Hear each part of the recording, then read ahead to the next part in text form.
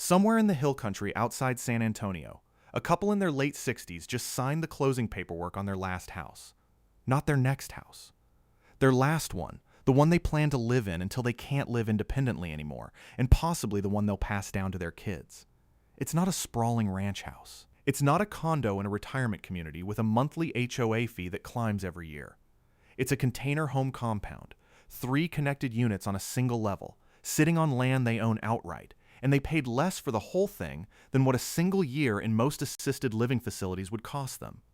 This is not a fluke. Across the country right now, a specific and growing group of retired couples are quietly choosing container home compounds as their final property.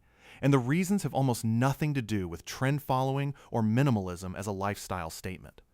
The reasons are practical, financial, and, frankly, smarter than what most people twice their age are doing with their retirement savings. Today I'm going to walk you through exactly why, what these compounds actually look like, what they cost, and the honest limitations nobody selling you a retirement dream is going to mention. Let's get into it. First, let's define what we're actually talking about, because container home compound covers a lot of ground, and the version retired couples are gravitating toward is a specific configuration, not just any container build. This is typically 2 to 4 containers arranged on a single level, either connected directly or joined by a short covered breezeway, all on one continuous floor plane with 0 interior stairs and minimal exterior steps. One container or section handles the primary living space, kitchen, living room, dining. A second handles the primary bedroom and an accessible bathroom, usually the one room in the entire compound built with the most deliberate attention to long-term mobility. A third, when the budget allows, becomes a guest unit, home office, or hobby space, something that can flex between uses as their needs change over the next 15 or 20 years. The whole thing sits on a single continuous foundation or independent piers at the same elevation, connected by covered, weather-protected walkways rather than open exterior paths. Because in this specific version of container construction, every design decision gets filtered through one question that most younger container builders never have to ask. What does this look like when getting around the property is harder than it is today? There are 5 specific reasons retired couples are choosing this over every other option on the table right now. Downsizing into a smaller conventional house, moving into a retirement community, staying in the family home and renovating it, or moving in with adult children. And reason 3 is the one that comes up in almost every conversation I've had with couples who've actually made this move. So stay with me for that one specifically. Reason 1, and this is the one that starts almost every conversation. Single-level living solves the problem that eventually catches up with everyone, whether they admit it to themselves right now or not. The single biggest predictor of whether an aging couple can safely stay in their own home long-term isn't the size of the house or the neighborhood, it's stairs. According to the CDC, falls are the leading cause of injury and injury death among adults 65 and older, and a significant share of those falls happen on stairs inside the home. A 2-story house that felt completely normal at 55 becomes a genuine daily risk assessment at 75, carrying laundry down, carrying groceries up, navigating in the dark for a bathroom trip at 2 in the morning. A container compound built intentionally on a single continuous level with wide doorways and 0 threshold transitions between rooms removes that risk architecturally instead of relying on stair lifts, grab bars, and retrofits installed after a scare. It's the same principle we've talked about before on this channel with courtyard and wing-style layouts. Good design solves problems before they become emergencies. And for this specific audience, that's not a comfort preference. It's a safety strategy built into the walls before you ever need it. Reason 2, the compound structure lets independence and support coexist without either party giving up their own space. Here's a conversation happening in a lot of families right now that nobody wants to have directly. Aging parents want to stay independent.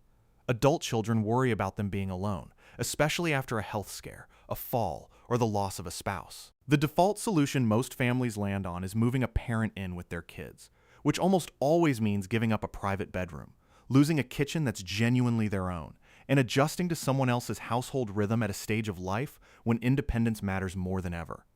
A container compound offers a completely different answer. Build the primary living wing for the retired couple, exactly as they want it, and leave a second, smaller unit connected by a breezeway as a guest suite, one that functions as a place for adult children and grandchildren to stay comfortably during visits, or, if health needs change down the road, a space for a caregiver or a family member to stay close without anyone permanently moving in or permanently giving up their own home. It's proximity without merger, presence without loss of independence. And for a lot of the couples making this choice, that flexibility is worth more than any single feature in the build. Reason 3, and this is the one that surprised me most when I started digging into why people were actually choosing this over traditional retirement housing.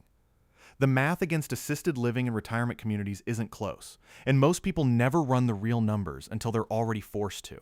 According to Genworth's most recent cost of care data, the national median annual cost for a private room in an assisted living facility runs well over $64,000 a year, and that number climbs every year, consistently outpacing general inflation. A couple entering that system together at 70, expecting to live another 15 to 20 years, is looking at a lifetime cost that can easily exceed $1 million combined, before factoring in the annual increases that facility.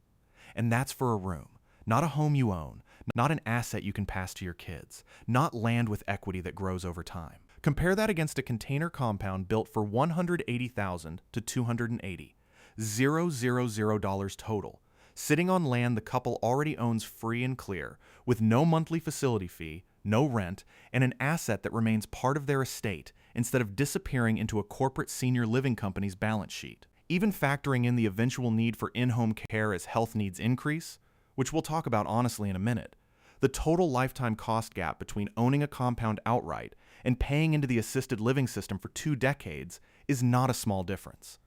It's often the difference between leaving something behind for your kids and leaving nothing at all. Reason 4, and this is the one that ties directly back to something we've covered before on this channel. Low maintenance isn't a luxury at this stage of life. It's the entire point. A large conventional house, the kind a lot of these couples are downsizing from, comes with a maintenance list that only gets harder to manage every year. Roof replacement, gutter cleaning, HVAC servicing across multiple zones, a lawn that demands weekend after weekend, a basement or crawl space that needs periodic attention. Container construction, especially when built with the passive strategies we've discussed in previous videos. A properly vented single-slope roof, closed-cell spray foam insulation, a radiant barrier cutting heat gain, dramatically reduces the ongoing physical and financial burden of keeping the place running. Steel doesn't need repainting every decade the way wood siding does. A smaller, single-level footprint means less roof to maintain, less exterior surface to manage, and a yard sized for what 2 people can actually keep up with.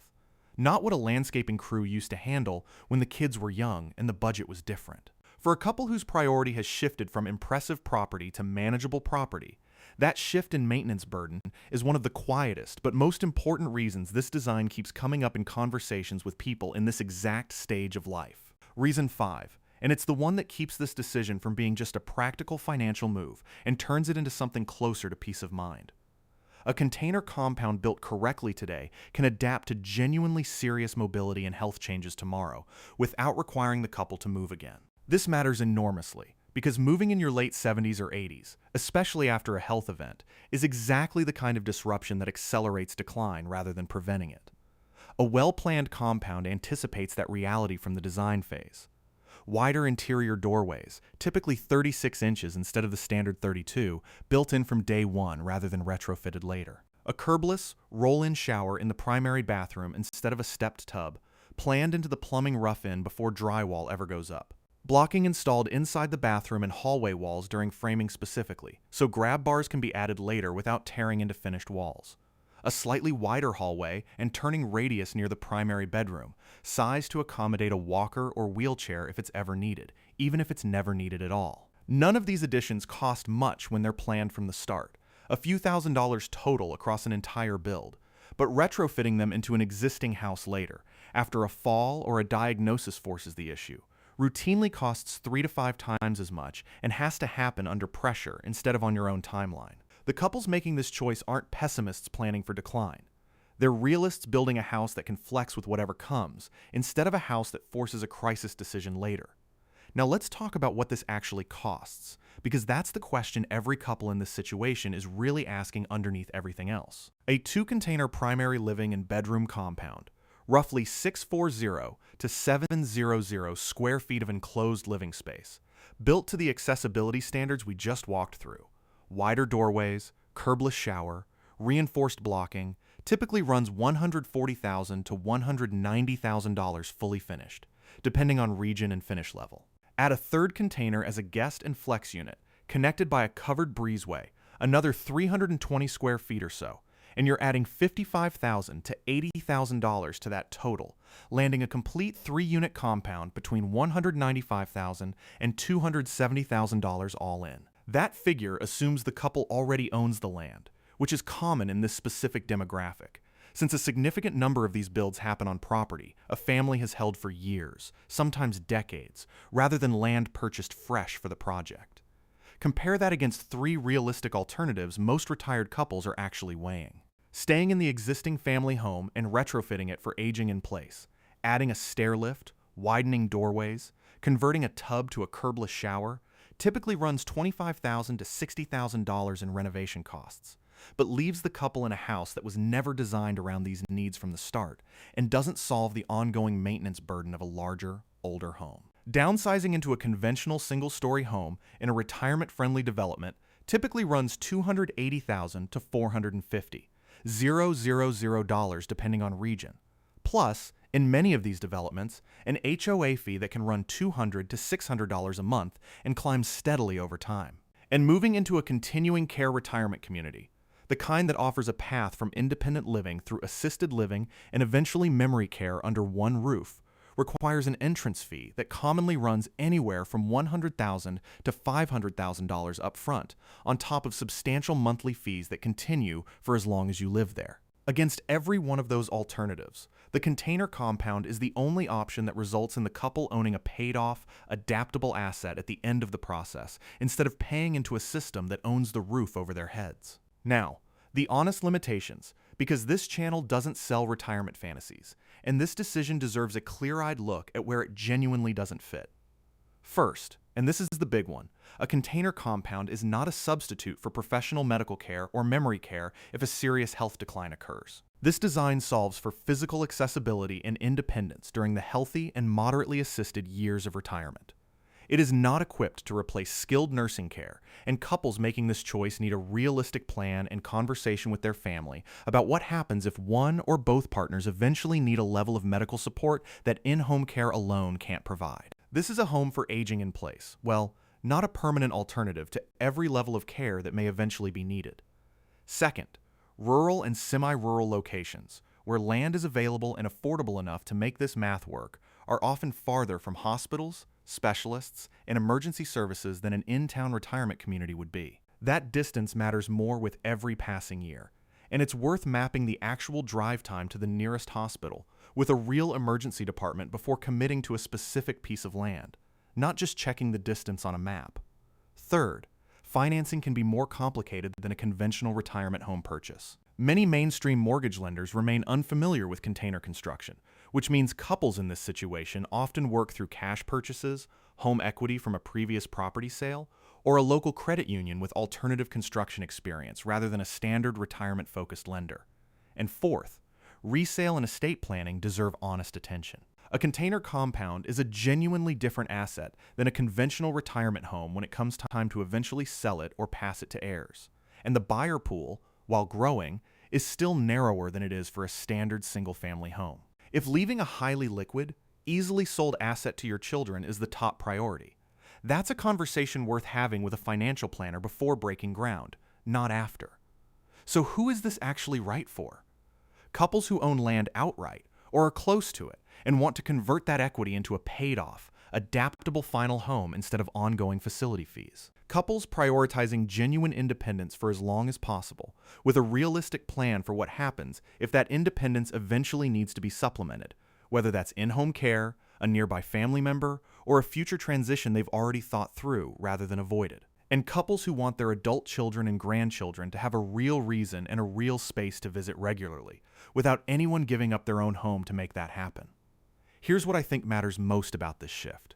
For decades, the retirement housing industry has offered 2 options that dominate the conversation. Age in place in a house that was never designed for it, or hand over your equity to a facility in exchange for a room and a service package. A growing number of retired couples are quietly rejecting both of those options and building something in between, A home genuinely designed around who they are right now and who they're likely to become over the next 20 years, on land they own, without a monthly bill that never stops climbing.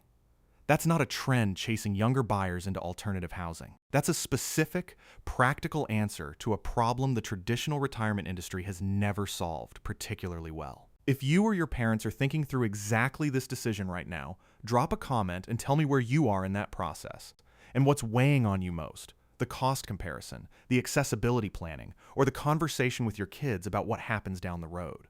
I read every single comment, and this is exactly the kind of decision I want to help people think through honestly, not just sell them a dream.